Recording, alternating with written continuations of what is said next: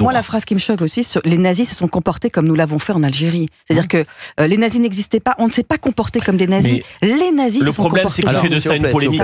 Il fait de ça une polémique. S'il vous plaît. Gauthier Lebret. Moi, je suis pas d'accord. Non, Gauthier Lebret nous a parlé il y a un instant de ce qui s'était passé à Oradour-sur-Glane. En gros, mais comme vous étiez prof d'histoire, est-ce que vous pouvez expliquer à nos auditeurs d'Europe 1, à 16h13, on est en direct, ce qui s'est réellement passé pour bien comprendre la comparaison qu'a fait Jean-Michel Apathy? La division d'Al-Sarraj arrive, ils ont fait un massacre la veille, ils sont à Vinay.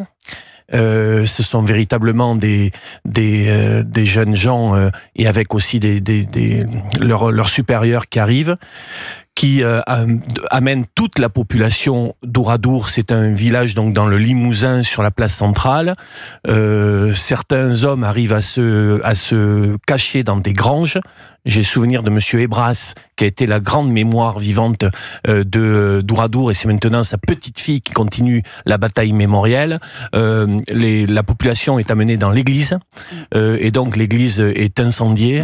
On entendait les cris, cette horreur dans les alentours, et donc l'ensemble de la population est massacrée, les maisons sont brûlées, et vous avez donc ce village martyr qui est conservé. Il faudrait d'ailleurs que l'État investisse dans la conservation d'Ouradour-sur-Glane, parce que c'est en train il manque du financement pour ce lieu de mémoire.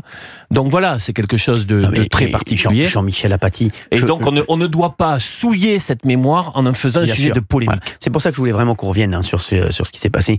Mais les propos de Jean-Michel Apathy, franchement, ils sont extrêmement grave. C'est ce que j'ai entendu peut-être de plus grave depuis très longtemps en radio, en télé.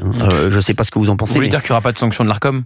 Ça, vous voulez que je vous dise, j'en doute, mais franchement, c'est inadmissible d'entendre ça au-delà des sanctions de l'Arcom pour les auditeurs et pour ceux qui ont vu cet extrait passer, parce qu'il tourne énormément sur les réseaux sociaux. Franchement, c'est insupportable d'entendre ça. Et moi, là où je rajouterais une dimension, tout ce que tu as dit est purement factuel, Olivier, c'est pas là-dessus que je ne suis pas d'accord. Mais tu vois bien pourquoi Jean-Michel Apathy parle de ça maintenant. On a ce débat sur l'Algérie au quotidien. Et au lieu de parler des influenceurs que les Algériens refusent, des OQTF, football M sans salle, il remet la focale là-dessus, sur le passé douloureux, pour empêcher qu'on avance et pour empêcher d'entrer dans un véritable bras de fer avec l'Algérie, pour nous refaire ce qui s'est passé il y a plus d'un siècle. C'est incroyable. Alors,